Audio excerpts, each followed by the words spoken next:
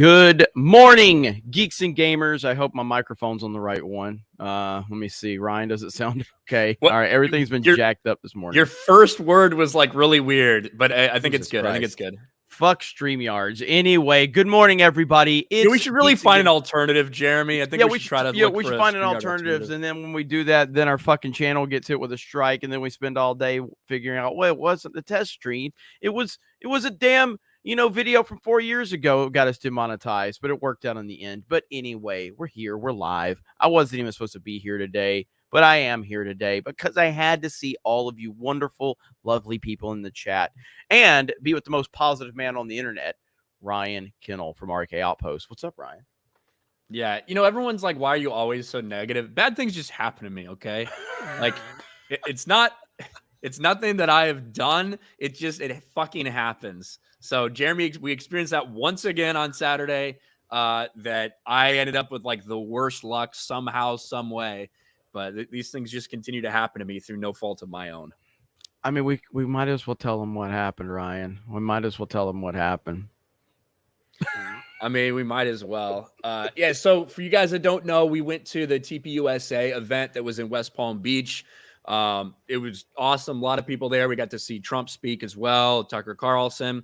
But it was chaotic, mostly because Secret Service was there. And Secret Service security stuff was way different than what it needed to be, and it delayed a lot of things. The second day when Secret Service was not there, no problem. Walk right in, no big deal.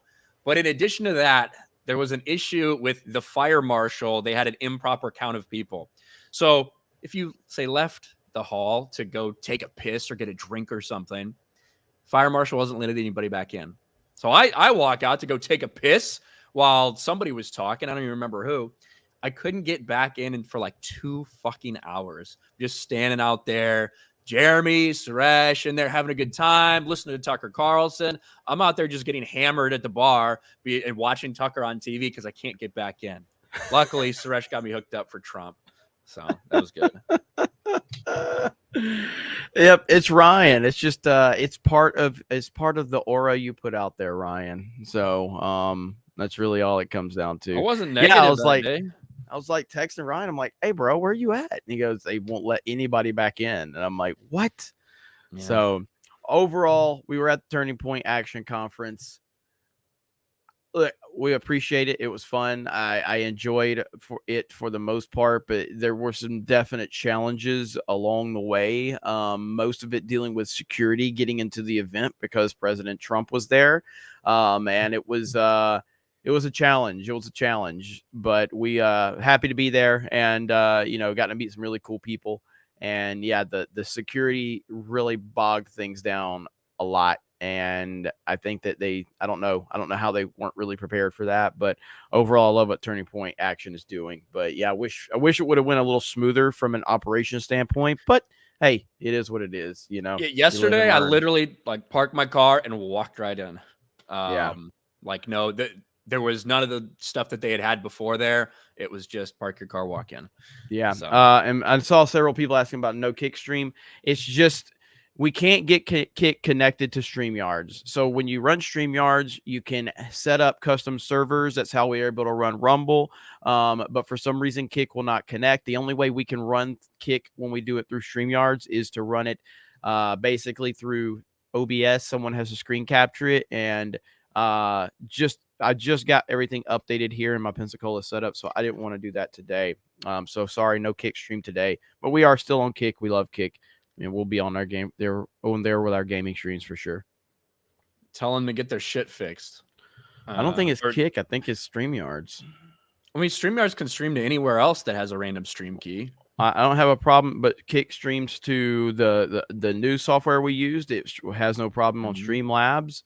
So I don't know. Doesn't make sense to me. But it is what it is.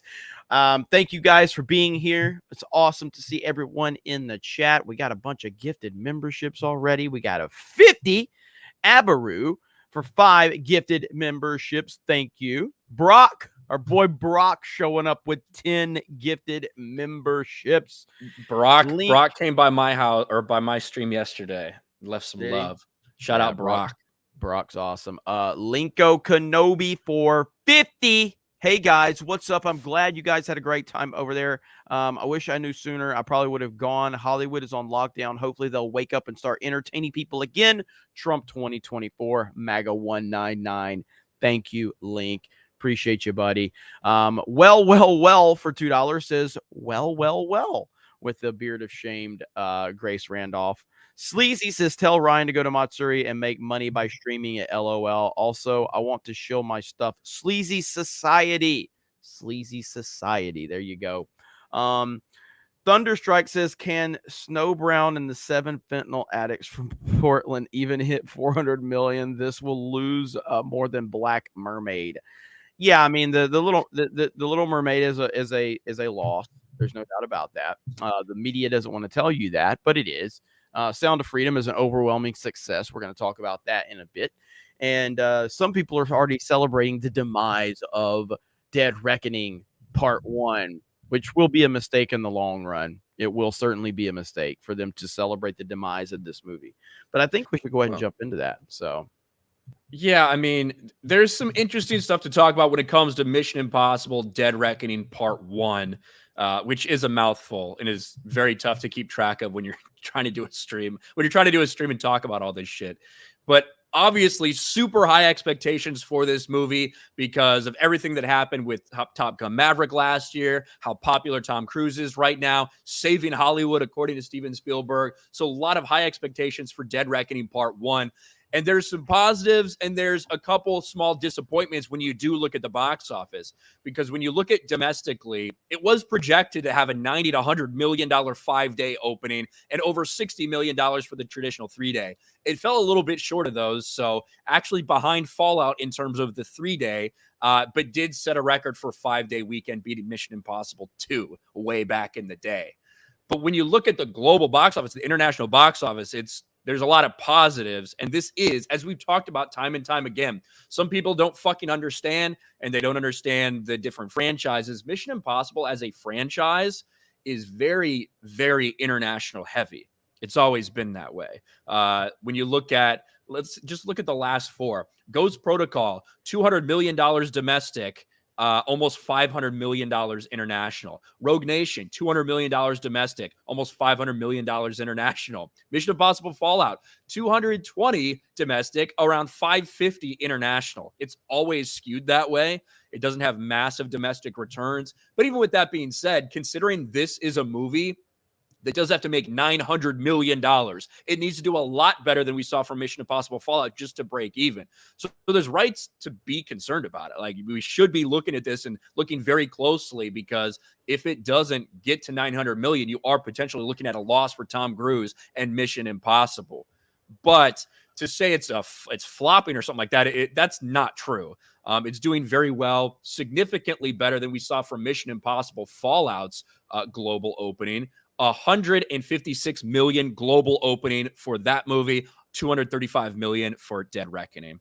What's your take on this entire thing, Jeremy? It's tough to parse through it. I think that Mission Impossible is going to have really good legs. I just think that this is a movie where this isn't like, it's almost like when Avatar opened up, relatively weak, all things considered, you know what I mean? And there was a lot of speculation. Oh, it's over for Avatar. It's like that movie had incredible legs. I just think that a movie like this is going to have legs. I think that, people, general audiences are still going to go out and see this movie. And again, it only needs to do around 200 million domestically to kind of keep pace with the rest of the films. It's the international box office. Has it opened up in all territories? I think Japan's the only one, like the only big one that it hasn't. Okay. And usually they do decent in Japan. I mean, it's not going to be crazy or anything. It's Yeah. it's tracking a lot less in China than Fallout did. But again, the Chinese box office, you're only getting 25% of that cut anyway. So that's not super important to the long-term scheme of things.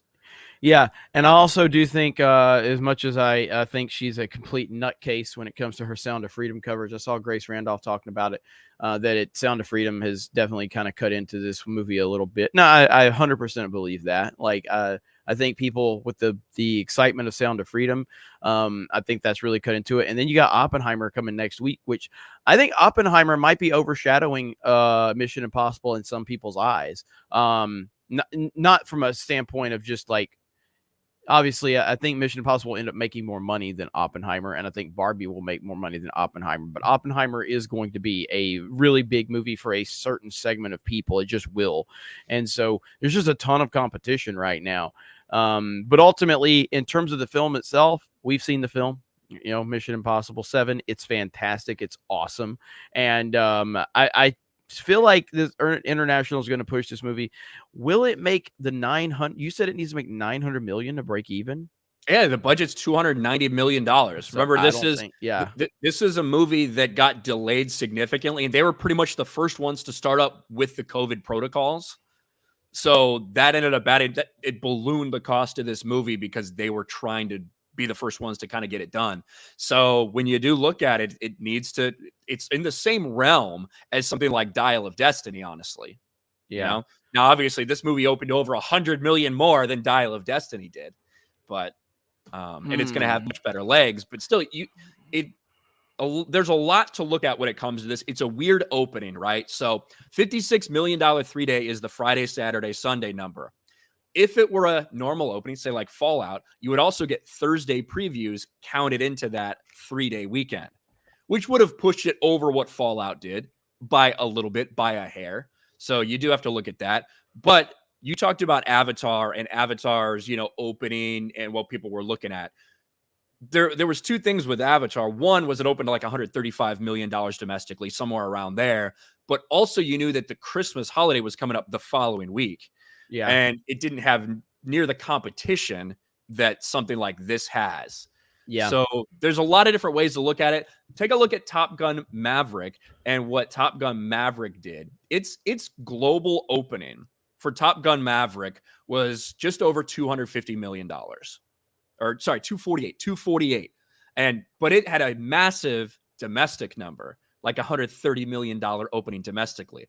Memorial holiday, all these things factor in. So really, it's too early to fucking tell. We're going to have to see how it does and the type of legs it has. Tom Cruise movies do really well typically with holds, but you do have some big hitters that could suck up some of that audience as well over the next couple weeks. So yeah, and the next week is what's going to be the big hurdle for Mission Impossible now, because of Oppenheimer and Barbie really do cover both demographics, that all demographics, basically that covers the whole side of the movie sphere. Basically, you've got the general audience and the normies that are going to go out to see the Barbie movie. Then you've got the hardcores that are going to go see Oppenheimer. So that is going to hurt it. Plus, I think Sound of Freedom is going to continue to just make noise at the box office. I think it's going to continue to trend in the right direction. So I think right now Mission Impossible's biggest challenge is too much competition, but I still feel like in the long run it's going to do well. Maybe it won't make money, and that'll be something we'll have to cover when we cross that bridge. But the international box office will be interesting to see for sure. Yeah, I definitely think that overall, international, it's been great. Domestic is a little bit disappointing from what the projections were, and just honestly what people expected. Because coming off Top Gun Maverick, with the success of Top Gun Maverick, I think you can't. When you look at Mission Impossible Fallout versus this one, I think it's undeniable that people have more expectations for this one based off what has happened in the past year and a half at the box office with Top Gun Maverick and with Tom Cruise. So, we'll see what happens. Mission Impossible has always been a bigger international franchise, much like James Bond or things like that, than it is domestically. The trend is continuing here. It's just how far will it go is the question. Yep. Interesting to see. But overall, I loved it. I thought it was fantastic. And I hope more people will go out and see it, just because it's a damn great action film. But I could say, like, if I'm a moviegoer, like me personally, if I haven't seen Mission Impossible for various amount of reasons, and I can go see one movie next weekend, I'm going to see Oppenheimer. But that's just me. I'm a hardcore Christopher Nolan fan. But it's hard to tell how big or low the excitement might be for Oppenheimer. I tend to think it's trending in a positive direction right now. But again, it's not a film I think is going to do like mega numbers at the box office, but it will do well. It will do well. So we'll see. Interesting stuff. Ryan's really excited for Barbie. He won't stop talking about it. So, yeah.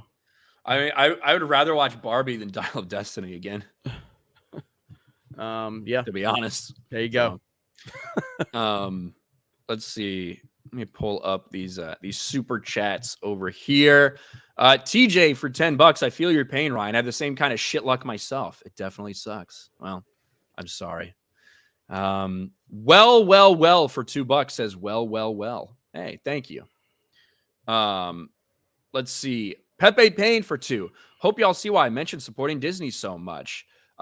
Quote, Disney shelving this film tells you everything you need to know. Quote, Jeremy. I hope you guys get on the disown Disney train I'm on. Welcome aboard. Thank you, Pepe. The Clear Site over on Rumble for $1. Another week started. Hi, Ryan. Hi, Jeremy. Shout out to Faux Peasy and Ben Giles. Fuck YouTube. Fuck Disney even more. Snow Cappuccino. Pedowood is sad. Till next week. Hey, we're going to talk about Snow White. Don't worry. And Rachel Zegler put out a tweet yesterday, the day before, that is just so retarded that I tweeted it today. And it's, you hear this shit all the fucking time. I'll just show it now. We're not going to get into the full Snow White thing right now, but like she puts out this picture. Extremely appreciative of the love I feel from those defending me online, but please don't tag me in the nonsensical discourse about my casting. I really, truly don't want to see it. So I leave you with these photos. Hope every child knows they can be a princess no matter what.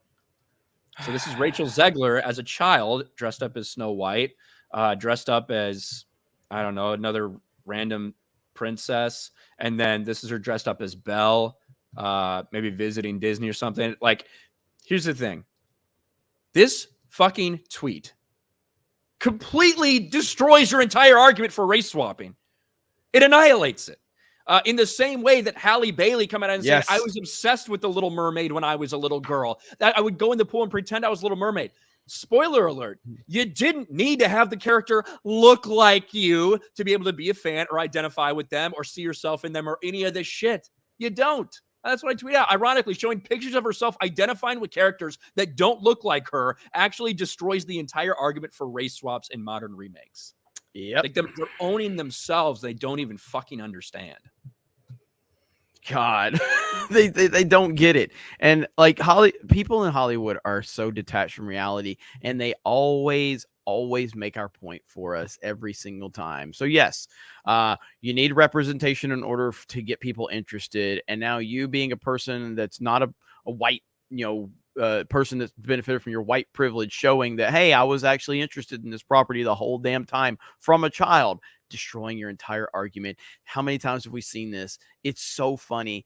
And yet these clowns continue to push their nonsense. I mean, what was Mark Ruffalo the other day, dressing like a homeless person so we could go out and fucking protest, like, give me my poor clothes. Yeah, dude, it's so pitiful, man. These people are pathetic and they're losing momentum. And what do I say? When something is dying, it gets desperate, and desperation is setting in with all of these clowns. This nonsense ain't going to last. It just isn't going to happen. Yeah, it's I can't believe how stupid some of these fucking people are sometimes. Chikara for 20. Hail to the R-word representation, 199. Yes, we had some R-word representation on my stream last night. We had a retarded person come in, and I just bashed the shit out of them, and they ended up telling me that they actually have a mental disability and apologized after. So that was nice. Go. Shout out to the retard representation. Jay's Salty Taint for 5. Saw Sound of Freedom Saturday in a packed theater. Everyone needs to see that movie. It was a very hard watch. My blood was boiling throughout. Yeah. Well, thank you, Jay's Salty Taint, first of all. But yeah, Sound of Freedom is doing big things. It's pretty incredible. We're now sitting here. Sound of Freedom. It's second weekend at the box office. Third, right? This is third. No, it's second weekend at the box office. It opened July 4th, right? So Sound of Freedom in its second weekend at the box office had an increase. We're not talking about how little did it drop. We're not talking about that. We're talking about Sound of Freedom having a 37% increase its second weekend at the box office. Now it's in at $85 million. No, it's going to have no problems making $100 million. The real question is, how far does it go? Because now you have some people saying it could have $150 to $200 million domestic run, but all of it's so tough to tell because it's so much based off word of mouth by people telling everyone about it, by people even buying tickets for other people to go. And it's pretty wild what a massive success this thing has been. I was able to talk just for a couple of minutes to the producer of Sound of Freedom, Eduardo, at the TPUSA event the other day, Jeremy. And, I told him how supportive this audience has been, how much people are enjoying it. Thanked him for making the movie. He was just so humbled and blown away, because they thought they made a good movie, but they had no idea what to expect box office wise. And this has just been a phenomenon. And truly, that probably did cut into a little bit of Mission Impossible's opening weekend as well. I'm not saying that that's, that had a huge impact or anything, but certainly I think some people that would have planned to go out to see Mission Impossible may have felt they need to go out and support Sound of Freedom first.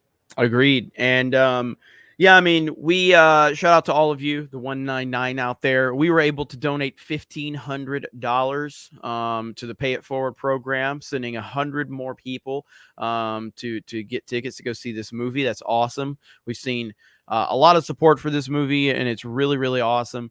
And definitely plan on doing more of that. So shout out to all of you again. Thank you so much. That's a testament to the people that support this channel and D-Day Cobra and everything we got going on.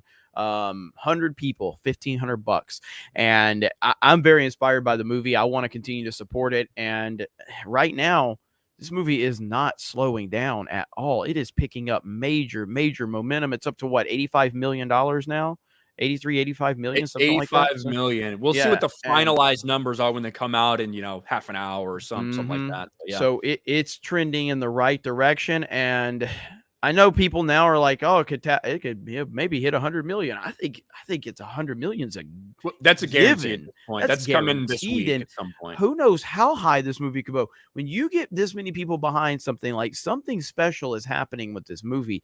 I'm not saying it's going to make $1 billion or something like that, but I mean, could this thing hit $250 million worldwide? Like it's possible. Well, worldwide will depend on when and if it gets an international release, obviously. Yes. Right now, we're just talking about domestic numbers. This is a movie that had a budget of $14 million. There was almost no marketing budget. It was all essentially word of mouth and, people like Mel Gibson spreading the word about it, and then that catching fire, and other people, even Kevin James talked about it as well. So you have a very different marketing strategy than, say, Disney spending $150 million to market their movies. And obviously there's a call to action to tell people about it, to talk to others about it.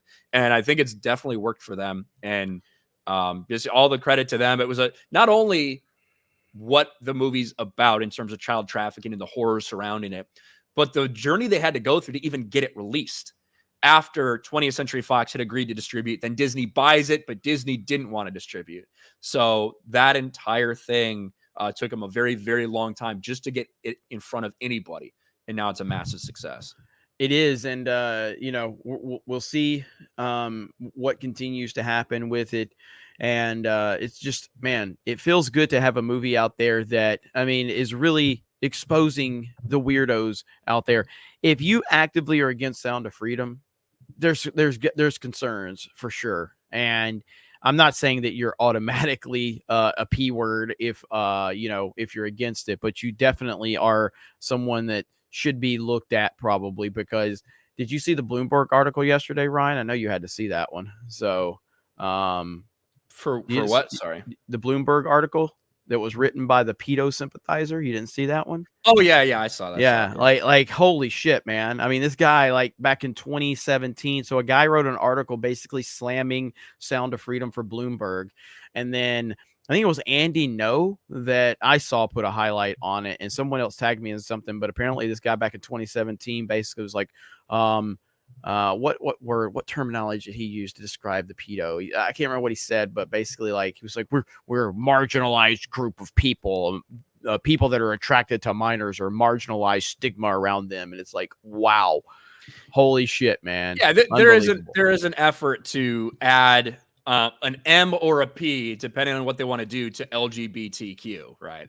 Like, they want to do that. That's been the effort. And if you've been paying attention, you should have realized that that is the end goal. And unless you speak out very loudly about it, it may happen. It may actually happen in the next 5 to 10 years. Yeah, look at how crazy the world has gotten, and it's going to continue to get worse and worse. And I've said this for the past few years. Just when you think it can't get worse, they go and do something even more insane. They're going to continue to move in that direction. But hey, it is what it is. Right now, Sound of Freedom is making a lot of noise at the box office, and it's upsetting all the right people as well. So I'm really happy about that.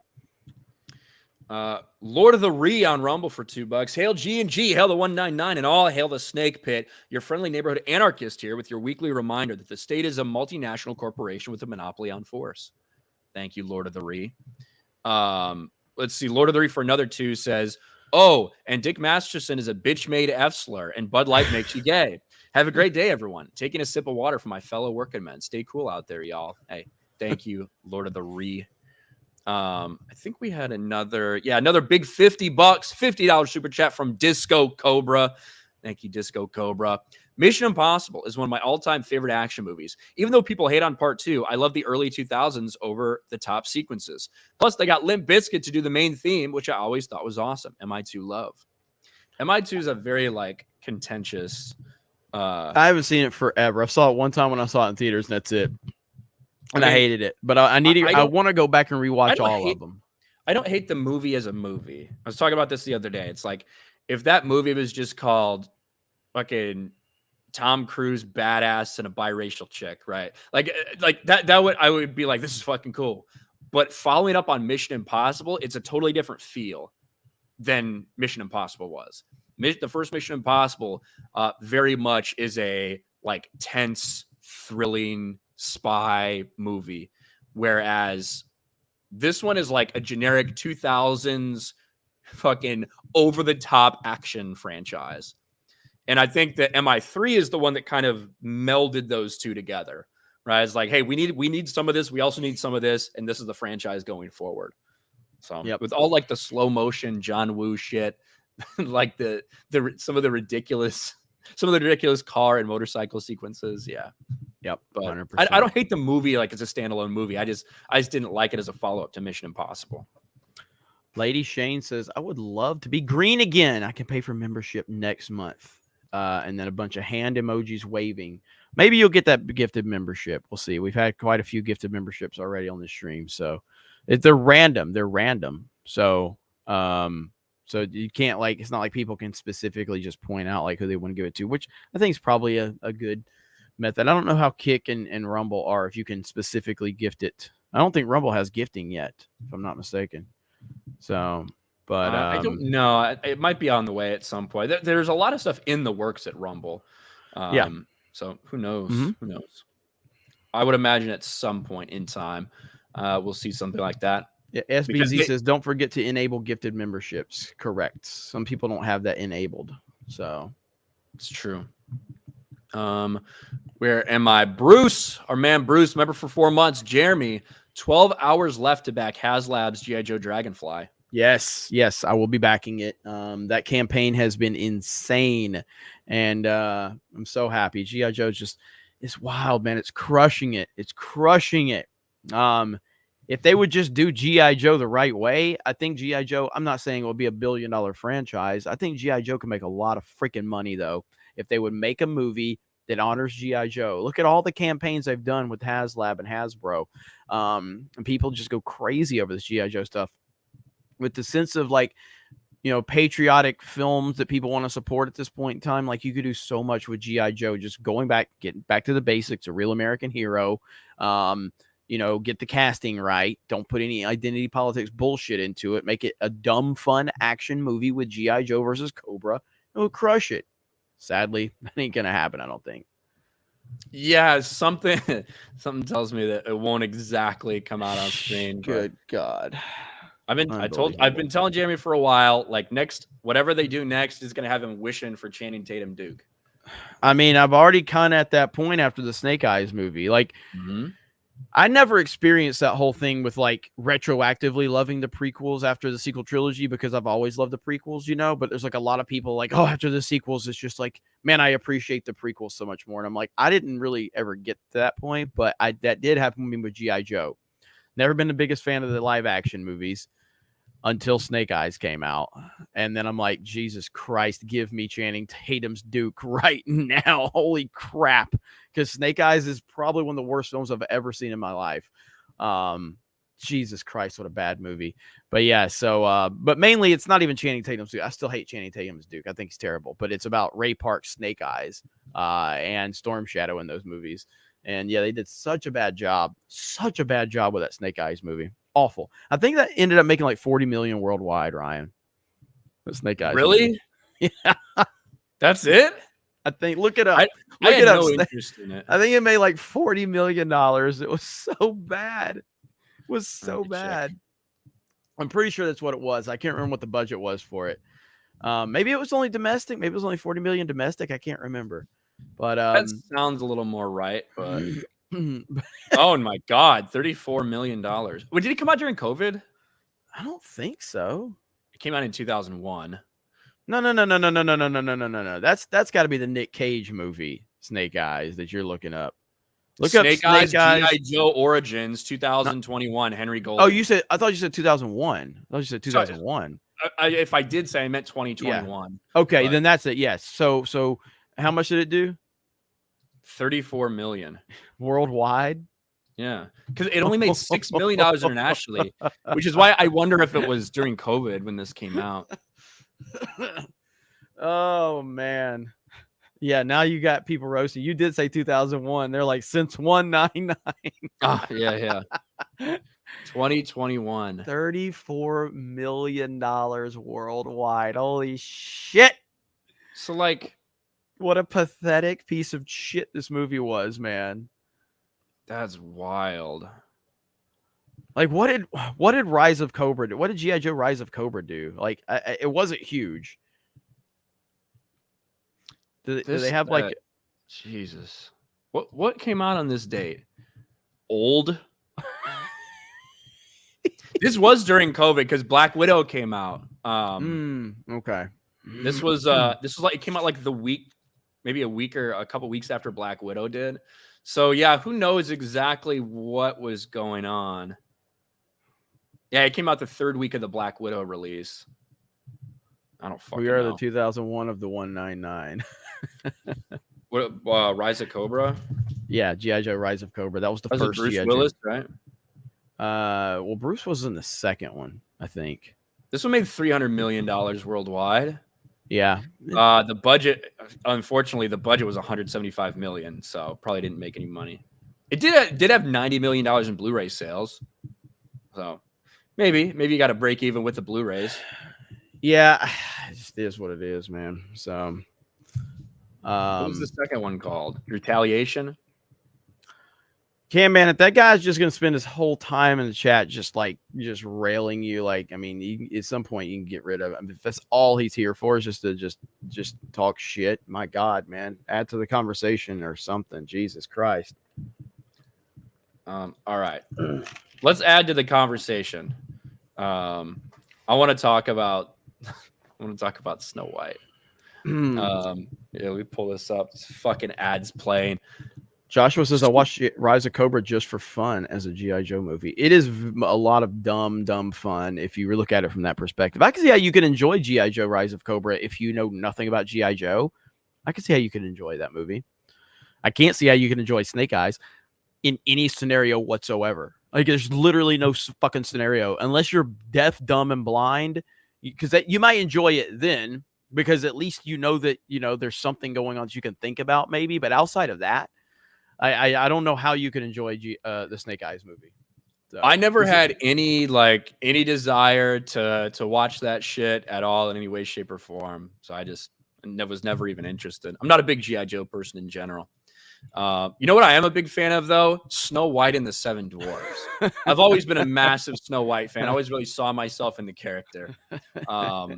But Snow White is going viral because a couple days ago, Disney's newest live-action remake garbage, which they've already told us is going to be politically correct, which they've already told us is going to be diverse, which isn't going to be about Snow White finding love. In fact, it's going to be about everything but that. And the dwarves, they might not even be dwarves.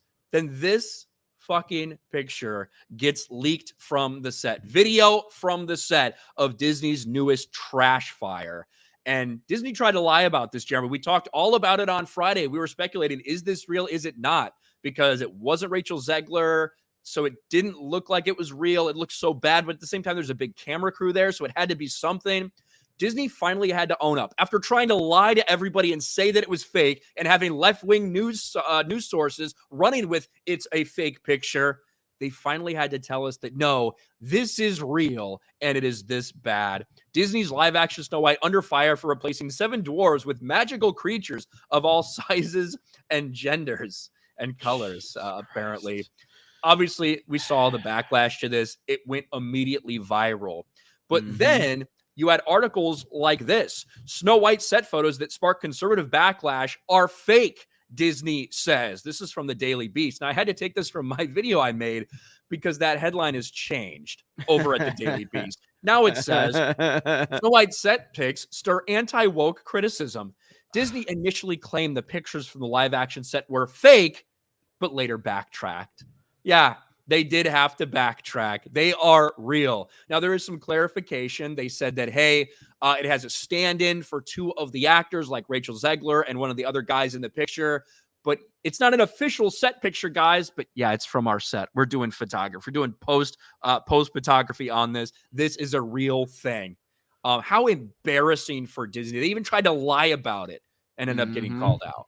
Well, I mean, like I've been saying this for a while, the momentum continues to build more and more and more. If you look at how the climate was back in 2018, 2019, when you would call stuff like this out, you would get it was a lot tougher to call this stuff out a few years ago than it is now. It's a lot easier to call this stuff out now. And because there's so much momentum building for it. I mean, a story like this 2-3 years ago would have never caught fire like this one did. This thing blew up. This thing was everywhere. And generally speaking, people are just sick and tired of it. It's why Hollywood is struggling so bad across the board, because people are just so detached from woke nonsense, identity politics. And this right here is just another classic example of how bad things have gotten. And Disney is right now, Disney's leading the charge in showing how bad this has gotten. And I don't think that they can change, even if they wanted to change. They are so far into this from the movie standpoint that I don't think they can get out of this, at least no time soon. And what's going to happen is if and when they do try to get out of this, they're just going to have so many activists coming for their throats. It's going to be glorious to watch it all play out. But for now, continue to roast them, continue to highlight all of this, and monetize the hell out of them. They deserve it. And I'm loving every bit of it. Yeah, and I mean, this is a quote from Rachel Zegler, who's playing the character of Snow White. When criticized over the casting of a Latina playing Snow White, she says, people are making these jokes about ours being the PC Snow White, where it's like, yeah, it is, because it needed that. It's an 85-year-old cartoon, and our version is a refreshing story about a young woman who has a function beyond someday my prince will come. This is exactly what she said during D23 when her and the actress who plays Ariel, Halle Bailey, came out there and said, our versions are more modern. It's more appropriate for modern day feminism. We don't need a man's love. We're going to change these stories and change their races, and there's nothing anyone can do about it.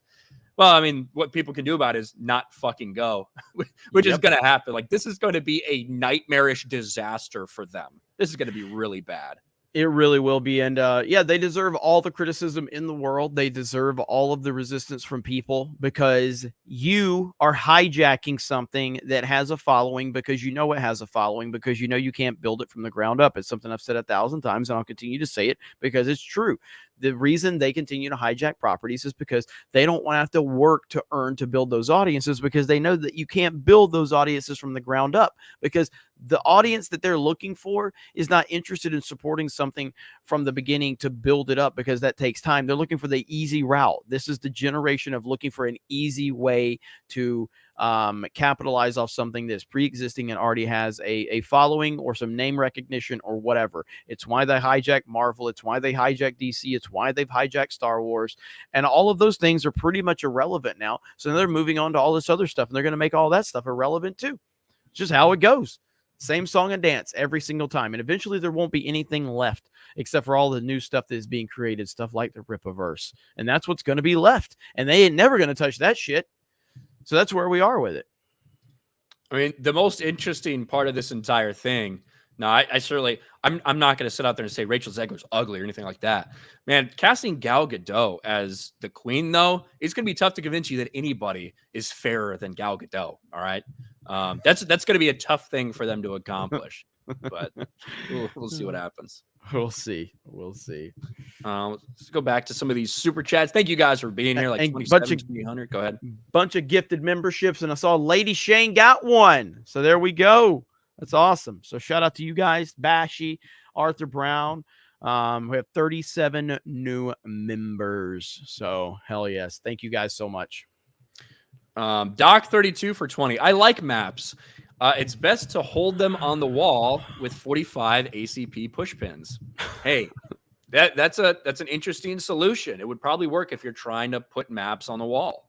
There's no doubt. Jay's Salty Taint for 2. Snow Wah and the Chicka Wah Wah. Oh, don't remind me of that movie. That movie has it broke 550 worldwide yet? God, don't remind me of that movie. Let me look at Little Mermaid. It's sitting at 546 worldwide. So again, this is kind of where I said somewhere between 5 and remember the initial things were like it might struggle to break 500 million. And I was like, I don't think that's quite true. I think it'll probably be in the 5 to 600 million, struggle to break 6. Looks like where it's going to end up. There's a movie that needed 700 to 750 million dollars to break even, so it is a loss for Disney. Once again, another loss. Did you see this retarded headline by like comicbook.com or CBR or somebody?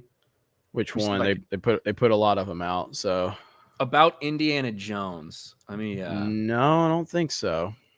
Here, this tweet is getting absolutely destroyed right now by CBR. Indiana Jones and the Dial of Destiny breaks even at the international box office. And people are like, what?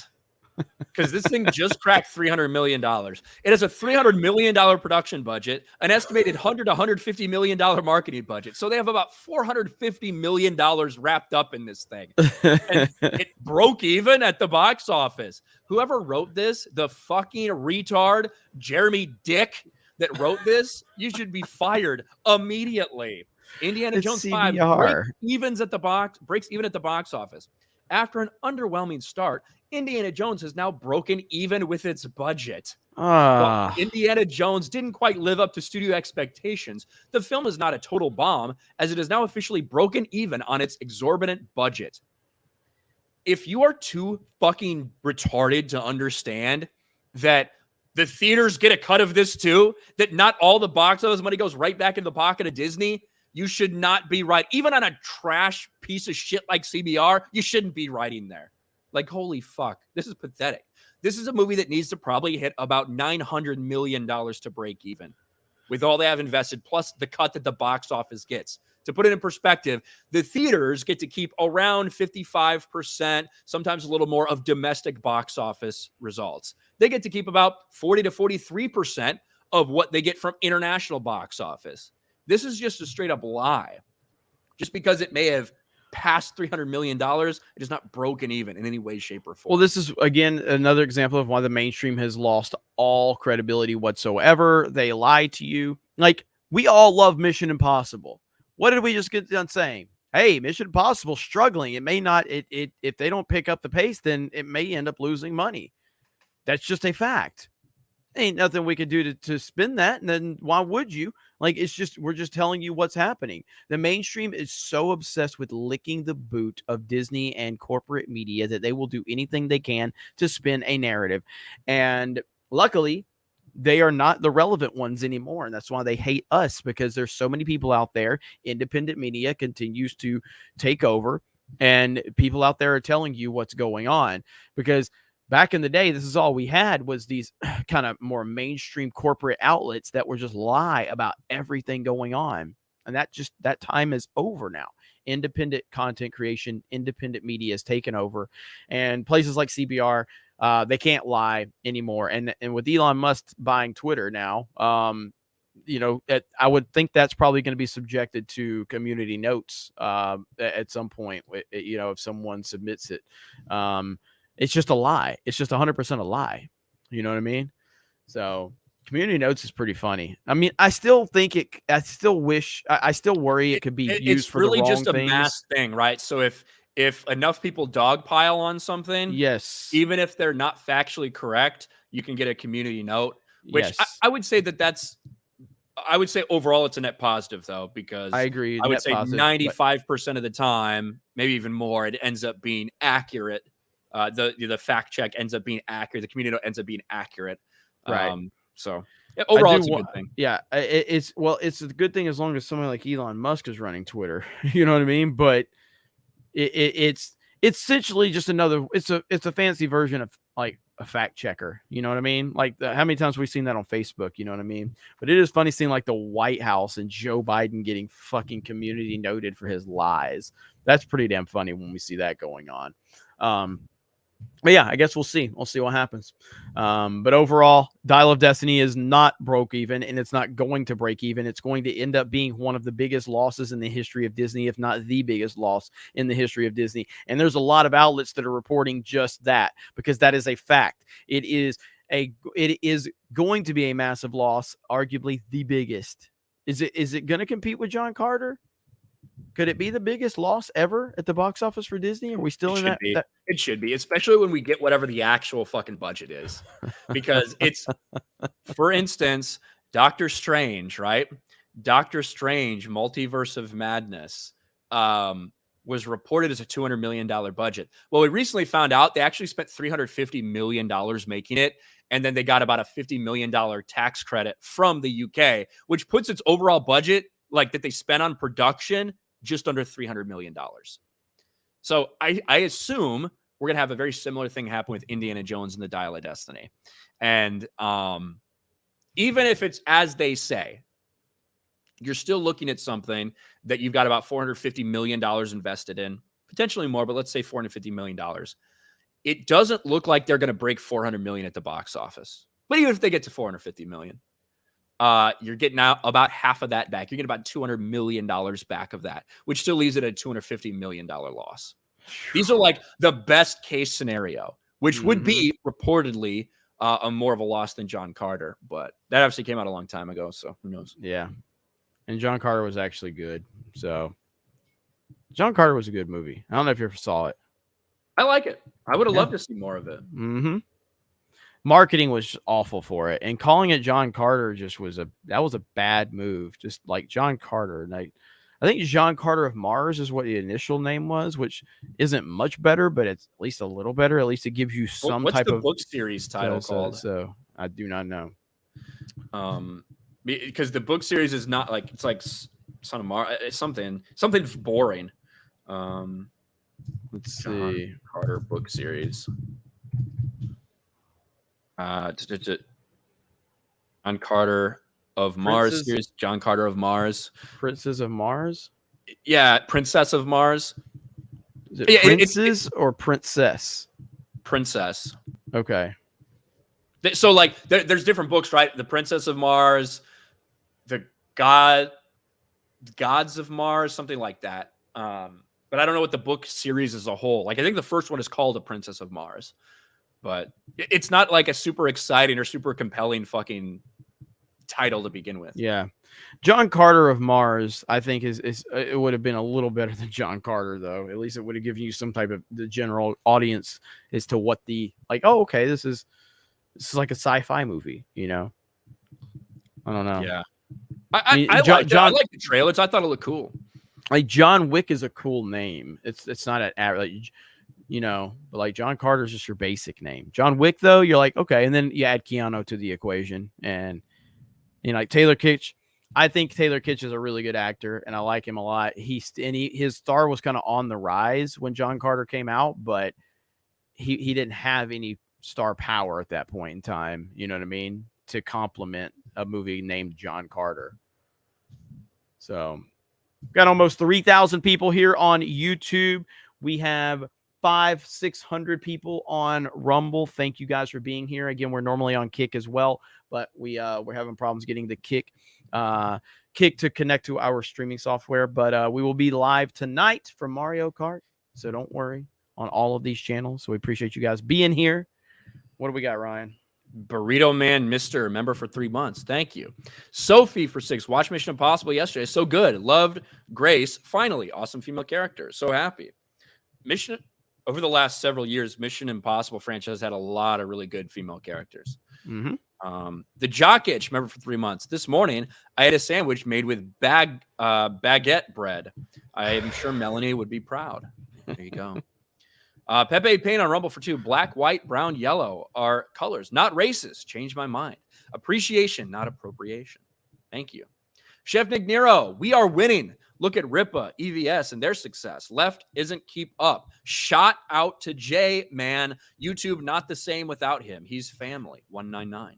Jay will be back soon. We miss Jay. He's the man. Yeah, and if you can go boost his tweet, he put out another tweet about his pirate channel So that it's still, got still not demonetized. nothing on it? Well, Okay. personally, I think because he's kind of out of range. He doesn't have internet right now, so he can't like use the actual YouTube Studio on desktop to like officially submit an appeal and like chat with YouTube support. So I think that's a big reason why it may have been delayed as of yet. So hopefully we can get that fixed. But do go just boost that tweet over there if you can. Yep. Eldark gives a channel membership. Thank you. Bashy Washy. Do we get his 10 memberships that he put out there? Yeah. Thank you, Bashy. Bashy and Arthur Brown dropped 5. My cum smells for 5. There's a YouTube fan film called Spider-Man Lotus coming out soon. YouTubers can take over Hollywood. The trailer looks pretty neat as well. There's a big controversy surrounding that because the actor who plays Peter Parker, I forget exactly what it was. He got canceled for either some anti-gay thing or like an anti-Semitic thing, like something, right? Something that got out there of like, let me look it up exactly what it was because that was a story that was going around like 6 months ago. What was this for? Spider-Man Lotus. It's a fan okay. film. I mean, everybody's getting canceled for something. So I know. Let's see. Spider-Man Lotus.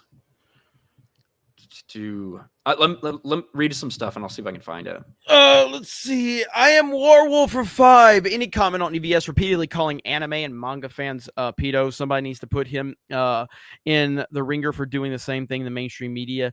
I mean, I don't personally watch EVS, so I don't really know what he's been saying about that.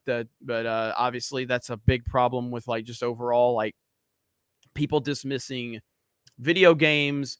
Anime is awesome. Manga's crushing it, and it's happening for a reason. Is there some weird anime out there? 100% there's some weird anime out there, but there's some weird shit everywhere. At the end of the day, anime and manga are making a massive difference in this whole entire culture that's going on. There's a reason that people are gravitating to anime and manga because if anime and manga readers were full of pedos, you know what they would be doing? They'd be watching everything coming out of Hollywood right now. Instead, they're moving over to anime. So anime and manga is doing things for a reason. So but thank you. I am Warwolf. Joe Pike, Ryan gonna destroy a controller at Mario Kart tonight, man. I broke my PlayStation controller when I was in Orlando last during a Fortnite stream. So I got to replace my PlayStation 5 controller. Man. They do. I found that out very quickly. My $20 GameCube corded controller held up way better. I beat the shit out of that thing. Yeah. No, the GameCube controller is built to last. Hell, even the Pro controller for the Switch is built to last. That PlayStation controller shattered really easily. But yes, I did. I saw Ninja Scroll a long time ago, Jacob. Long time ago. That's the first anime I ever watched was Ninja Scroll. So I've watched a lot of anime recently. Again, we have an anime channel here at Geeks and Gamers called Weebs and Waifus. So if you guys want to go over there and check that out. And yeah, Ninja Scroll. I still I'm a huge fan of Death Note. Death Note is fantastic. Obviously Attack on Titan. There's several I've watched and I've enjoyed a lot of. There's some shit people have shown me, some anime, and I'm like, I ain't fucking going nowhere near that. You know what I mean? There's some messed up shit, but anime is just like anime is not like something specific. It's just Japanese animation. You know what I mean? So it's like when you say anime, it's like people try to put it in a box, like it's just this one thing. It's not this one thing. You know what I mean? It's this mass thing that has a lot of different stuff into it. And it has some weird shit. It has some awesome stuff. It has some, hard to understand stuff. It's just a massive group of stuff. So it's not like a genre. Yeah, it's right. Exactly. It's not a genre. All right. Sound. I saw Sound of Freedom Saturday at night. Theater was full. There were 3 showings. Dial of Destiny had 1. Even Guardians 2 had 2 showings. You mean Guardians 3? Yeah. I mean, I haven't. I'm trying to remember. So when I went to see Mission Impossible, there wasn't a lot of people in my showing for Mission Impossible. By the way, I went very early on Wednesday. There was not a lot of people. So I went on, like, I would say my theater was 80% full. But it was like a massive fucking theater, right? No, actually, hold on. Because I went, it was more than that. It had to be 90% at least, because the only seats available were like the front 2 rows. And there was like one next to a handicap spot. That was it. So probably about 90% for mine. Yeah. That was in an AMC Dolby.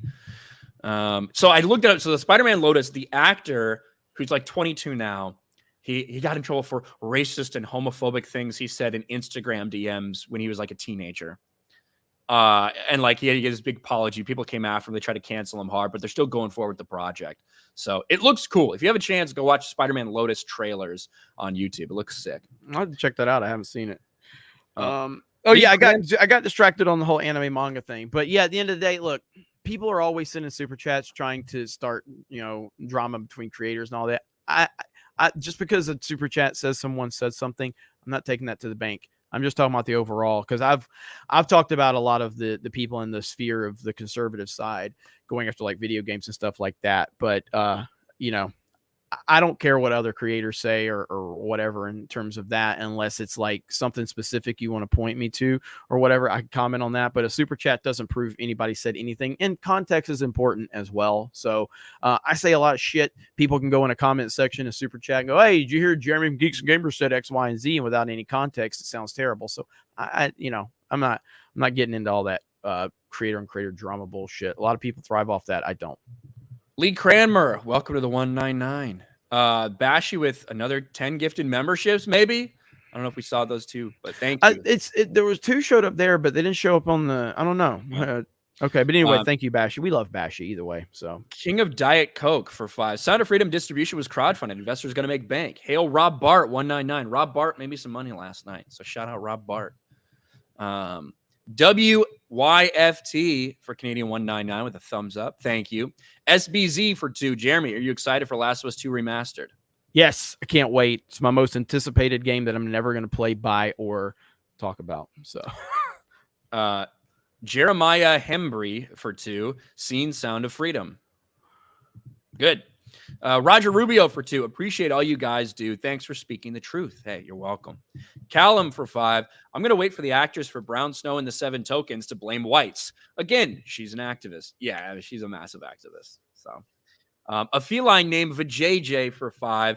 If you could end all child exploitation worldwide forever by trafficking Beardo, would you? Yes. Obviously. Now, see, somebody could take that and go, Jeremy and Ryan support child trafficking. What do you say about that? They could say that. No, we support trafficking one adult to save all the children. I know, but I'm saying somebody can take that comment and like go in a chat and go, you hear what Jeremy and Ryan said? You know, greater good. And then the creator, like, they said that? And then, it's like, whatever. Let's see. Chris Cram for 2. Ray Park is Snake Eyes. Signed proof. Ray Park is Snake Eyes. Dr. Rachel Lindbergh for 5. Looking forward to Party City Presents Snow White Adjacent and the 7 Lost Children. It looks so stupid. Objectively a cat for 2. Silly Disney. There's more than 7 genders now. Gary's Wizardbeard for 5. Snow non-white in the 7 DEI companions is on brand for Disney. Did you see Az's reaction? It was epic. Disbury used Az losing it in a vid. Hail 199. Hail 199. Well, we talked on Friday Night Tights about the reaction right after. I think Az put out his video that day too. Bush and Ryu Cat for 5. Tom Cruise is untouchable movie star. What's the worst his haters have on him? Jumping on Oprah's couch? She made everyone crazy. 199. Spartans. Yeah, I mean, Tom Cruise he's out there, but I don't care. He can be crazy as he wants as long as he makes good movies. I don't give a shit. Vuli for 5. I can't wait for Columbia White and the 7 Gringos. Arthur Brown for 1. It's Year of Our Ryan 2003. It must be woke. Triple. What the fuck does this say? Triply for $2. Surely they're taking the piss with Snow White. I know it's real. It's real. Carlos Estrada for 2. Making hot women look frumpy is easy for Disney. Christian Rocker for 5. Got into an argument with somebody who said Disney gets 100% from box office for the first 2 to 4 weeks, and theaters never get more than 40% of the cut. That person sounds like a retarded person. So don't argue with retards. Bill Sotheby for 5. Huh? I was going to say, Faux Peasy over on Rumble for $1 says, I don't think EVS ever said that seriously. If he said that, he's likely taking piss. Yeah, like I said, I don't, it's not, I don't try to getting caught up in super chats to create drama or whatever. So, like to me, even like obviously Matt Walsh recently released a video of him watching anime. I don't know if you watched that, Jeremy. I didn't, but, like his whole like anime is satanic thing, I just thought that was like dry fucking humor. But they doesn't actually believe that it's satanic, that he just doesn't fucking like it. But I don't know. Like Matt Walsh comes off to me as someone who does not understand the culture war at all. But even though he thinks he's smart enough to understand it, like I think Matt Walsh literally hates video games and hates anything that doesn't line up with his exact traditional played value. Mario Kart on Daily Wire. I know he has, but it's and guess what? He got paid for it. But apparently it's not a real job to get paid playing video games unless you do it for the Daily Wire. Apparently, like they're fucking multimillionaires that's what their job is, to play video games, and yet people like Matt Walsh constantly dismiss it, and then they meme on it to have fun. So it's like you can't have your cake and eat it too. Did Matt Walsh say playing video games is not a job or something? He's dismissed it as a waste of time, and it's like, well, everything's a waste of time if you do it constantly without moderation. Like, it's such a dumb argument. Like, what is good not in moderation? Is there anything that you can do constantly forever without any breaks and it be good? No. So like, why key in on, well, if you sit around and play video games all day long, that's bad for you. Well, if you sit around and watch Matt Walsh videos all fucking day on YouTube, that's bad for you too. Like, it's such a dumb argument to just single out video games and say, if you do this constantly and nothing else in your life, it's bad. Yeah, that literally applies to every fucking thing on the planet. So why do you key in on video games as a problem? The biggest fucking industry in the world. Why? It's just a dumb, low-hanging fruit argument that a lot of conservatives and boomers don't understand, and they need to be checked on it. So that's my stance on it. So Bill Sotheby for 5. That's what I would say. I would like, Matt, so if I was to not play video games ever again and just take all of that time and dedicate it to just watching your videos on YouTube and not doing anything, would that be respectable for me to use my time for that? Would that be building the family? Would that be, no, I would still be wasting my fucking time watching Matt Walsh videos. The difference is you'd be getting paid for it. So what's the difference? It's such a fucking stupid argument. It's such a flawed argument. That's my problem with it. So it's a way to take video games because video games are popular. So it's going to get you more clicks, which again, I have no problem with that. But don't sit there and act like you're doing it for the cause. You're doing it because it gets you traction. That's what it comes down to. Okay. Bill Sotheby for 5. Not interested in Dirt Brown and the 7 cohabitating soy boys. Yeah. Zenny Biscuit for 2. Loved MI7. Can't wait to see the others. You got to watch the other ones. Chris B for 2. Jeremy, thoughts on old G.I. Joe NES games? Love them. Have both of them. They're very, very fun. I played the hell out of those when I was younger. And I don't know how they've aged. I'm sure a lot of people wouldn't like them. They're really good, though. 2D side scrollers. And yeah, the first G.I. Joe game is expensive as hell. It's very hard to find. And it's very hard to find for a decent price as well. That game is very expensive. Jesus Davila for 199 with a thumbs up. Thank you. Arthur Brown for 2. Send us Streamlabs, by the way. Oh, there we go. Can we check that? I don't know if I... What is it, Streamlabs? Yeah. I don't know if I'm signing in. The Tom Strickland for 5. Hi ho, hi ho. Off to run a train on Snow White we go. Looks like a bad porn knockoff quality. Yeah, I mean, we've seen better porn ripoffs, to be honest with you. Axel Braun has one. King of Diet Coke for 199. Matt Walsh lives in the year 199 AD. Let's see. Pilgrim Media for 2. Walsh should pet his monkey in moderation. Centenario for 5. Poppy Jer, your beard is the fuck. Hold on. Poppy Jer, you're the best, and so is Ryan. Shout out to Beard on the Epic Verse snippet. Such a high T move. G. Thank you. Yeah, I'm pretty excited about what they're doing with Epic Verse, so I can't wait for you guys to see more of it. Arthur Brown for $15 on the Streamlabs side. I think it will make a lot of money internationally. I'm in Australia, and everyone I know wants to watch Sound of Freedom and support it. I think it's going to be huge. Hopefully it gets released. So Garfield's Bizarre Adventure, remember 5 months, says, hey, Jeremy, did you hear Ryan doesn't like Clone Wars? Take care, guys. Really? Yeah, I've revealed that on my stream for the first time. You're kidding me. Mm-hmm. That's so shocking.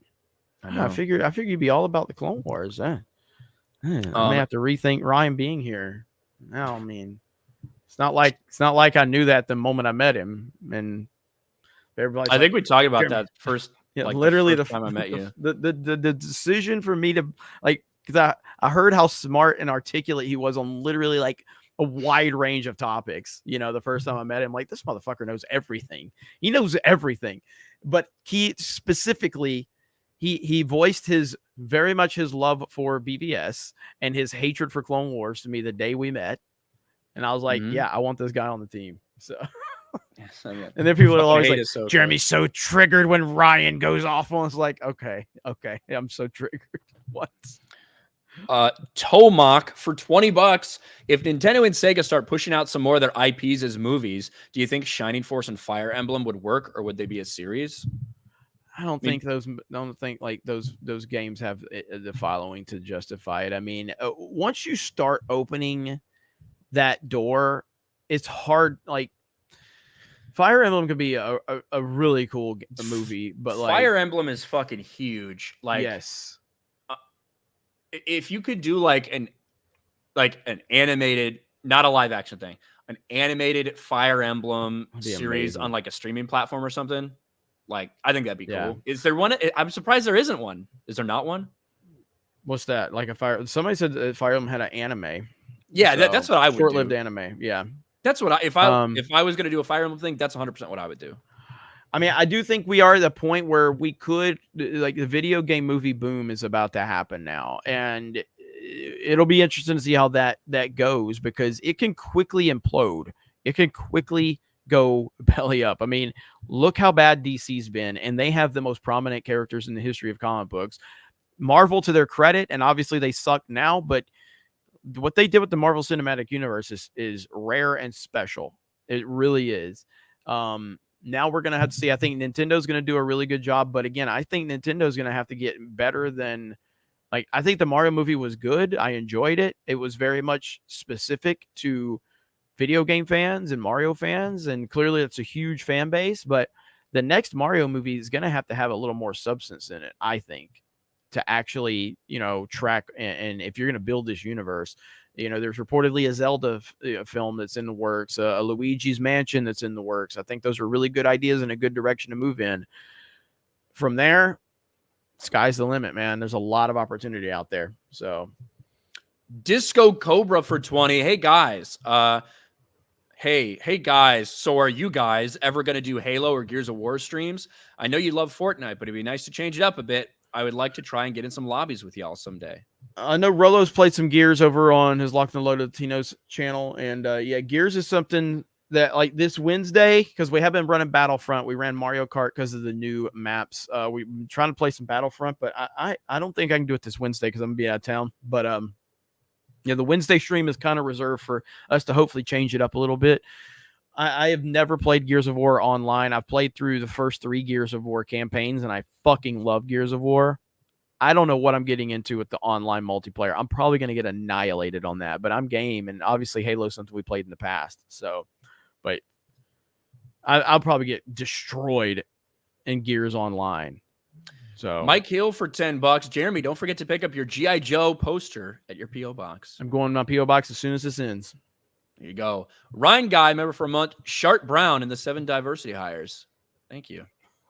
And I think we're all caught up. No, hold on. We got a bunch more little ones here. $5 from 702 Fly and Ride. The more Disney bombs, the bigger my smile gets. Thank you. Neo Nimbus for 5. Hey, Jeremy, what do you think of G.I. Joe Sigma 6 and G.I. Joe Renegade shows? Hail the 199. I didn't love those. They were the animation was really kind of weird. I have some of the Renegade action figures, but I'm a real American Hero G.I. Joe, fan, and I did like Resolute, which is a movie. But yeah, I didn't really love the Sigma 6 or the Renegade. They're fine, but nothing that blew me away. Are you fucking kidding me? No Battlefront again? Yes, we're playing Battlefront. I was just saying, like, normally the idea was to switch it up on Wednesdays, but Battlefront will be back this Wednesday. All right. It's all right. Chill. Sorry. Darth Racer for 5. Will Oppenheimer bomb in Japan? Is it showing in Japan? Have they are they going to show that in Japan? Why the fuck not? It's been like 70 years. Get over it. What the fuck? I mean, I can understand why if they didn't want to show the reason that the man that created the fucking bomb that how many like 300,000 people died between Nagasaki and Hiroshima, wasn't it? Wasn't it like 300,000 people? Might have been 400,000. Oppenheimer Japan release. 1 day ago, Oppenheimer hasn't confirmed Japan release.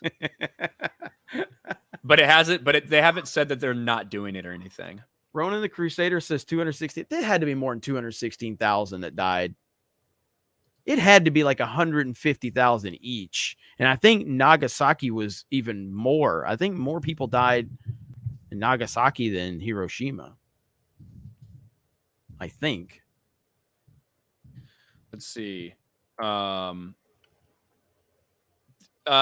casualties. Hold on. Yeah, so what they're saying is, this is the first thing that came up. Dead 66,000 in Hiroshima, 39,000 in Nagasaki. Really? And then injured 69,000 in Hiroshima, 25 in Nagasaki.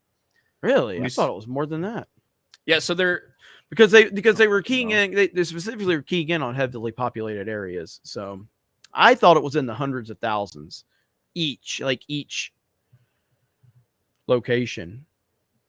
They're saying that there's a lot of different things. The aerial bombings together killed between 129 and 226,000 people. So a lot of pretty wide around there. Yeah, pretty wide around what it could potentially be. But either way, if I could watch it. So Japan has not confirmed Oppenheimer. Correct. Not yet. Yeah. But it's not been banned or anything. Red Mage for 20. Saw MI7 this past weekend. Was a lot of fun. Tempted to call porn Palm Clementif Psycho Mantis because how crazy she is in the movie. And I automatically associate her with Guardians of the Galaxy. All 3 main women in the movie were hot. Hey, there you go. Thank you, Red Mage. There's a funny video out there of like Simon Pegg in her ear during her interview, having to tell her what to say and what to respond. It's pretty fucking funny. Jay's salty. Yeah, they did. I do agree. I've heard 300,000 between both before in the past, so maybe that's changed. But well, and also like if you're talking about casualties, that's different than just dead people. That can count injured people. You know, that's so true. like and the long-term effects, because there were long-term effects from people that died later on. Exactly. With all the effects. So right. So less than 6 million. I can tell you a lot of fucking people died. Okay, less than 6 million is the number. A lot of people died, and all I know is I can't wait to go see Oppenheimer. Christopher Nolan is the GOAT, and I think he's the greatest filmmaker on the planet. I don't think anyone's close. I think he's arguably the greatest filmmaker of all time. And I cannot wait to go see it. Yeah, like what the fuck? Guess what? We didn't ban Pearl Harbor from playing here in America. We fucking made the thing. We probably should have. Come on. Pearl Harbor sucked. Yeah, you And guys I started miss it. you. You know that song from Team America? Yeah. It's so good. Y'all fucking started that shit, all right? I'm gonna watch the movie. Jay's Salty Taint 199. 2001 199. Coordinates to Jeremy's eyebrows. Floki the Mad 199. Need to play Chivalry 2. Be great for member games. Yeah, I've been Chivalry 2's been mentioned quite a few times. I need to look into it. Flash Pearl says, Harbor. LOL, Japan needs to get over it. They bombed us first. They got what they deserved. God dang. Pilgrim Media for 2. Should I wear my t-shirt? Made in USA, tested in Japan. Go for it. All right. And I think unless there's any more Rumble stuff, I think we're all caught up. People are talking about Chivalry 2, man. Look at that. So we'll have to look into that. Okay. Hold on. A couple more. Let's see. Lord of the Reef for $1. More EVS stuff. So EVS is on Flashcast. And Sound of Freedom isn't worth seeing. And the reported theater shenanigans are just a marketing plot, then proceeded to call anime and its fans pedophilic. Asked him on Twitter to explain, and he blocked me like an F slur. Again, I have no idea. I wasn't able to catch Flashcast. I think it actually got hit. This episode of Flashcast didn't get hit. Yeah, I retweeted Flash's tweet. Yeah, so I have no idea the context surrounding those things. But. Well, regardless of what anybody else is saying, Sound of Freedom is 100% worth seeing. I'm glad we were able to donate $1,500 to the cause, and I'm sure we're going to be able to do another round of that. Shout out to all my Cobra Cast peeps in the 199. Sound of Freedom is one of the most important movies I've ever seen, and I am happy to support it in any way, shape, or form. So if you're interested, go and check it out. And if not, you don't have to. Obviously, you can do whatever the fuck you want with your money. But yeah, it's good stuff, man. And with that, I think we're all caught up. Well, one more from Lord Baratheon 199. Do you guys think there's a chance MI could flop? 100% there's a chance. Right now, I think if anyone's saying that it's like it's flopping or something right now, that is completely wrong. It's not. It has had a bigger worldwide opening than Fallout by a significant margin. It's almost exactly the same domestically. It's bigger internationally right now. But how are its legs going to be? It has a lot of competition. So we'll see. Tom Cruise and Mission Impossible movies in general have very good legs. I imagine the same thing will happen, but we'll have to pay attention to it. But it could certainly, if you set yourself up with a budget of that where you need to make $900 million to break even, certainly it could potentially be a failure. No said we missed a super chat, so went back. No for $2 says 2D Clone Wars was far better than 3D. Ryan certainly would have not ignored that one if he would have saw it. Yeah, if I saw that, I would have said in a fucking heartbeat. Arthur Brown, I hope to God they don't make a Halo movie because it's never going to follow Bungie's lore. It'll be 343's trash. I mean, I think that they've kind of already screwed up. They've already screwed up the Halo situation with the TV show anyway. So, you know, it is what it is. Arthur Brown says, for some reason, I'm always top two in Gear 3's online after playing its campaign once. Guess it just clicked with me. LOL. Yeah, I mean, look, I love Gears of War, so I definitely would like to play the online. We'll see how that goes. So, all right, is that it? Let's see. Linko Kenobi says, let me know, guys. I have all the Gears games. It's okay, Jeremy. I suck at multiplayer games. We will see. We will see. All right, and there we go, ladies and gentlemen. Another one in the books. Thank you so much for the support. We appreciate it. You guys are the best. Again, we got Mario Kart tonight.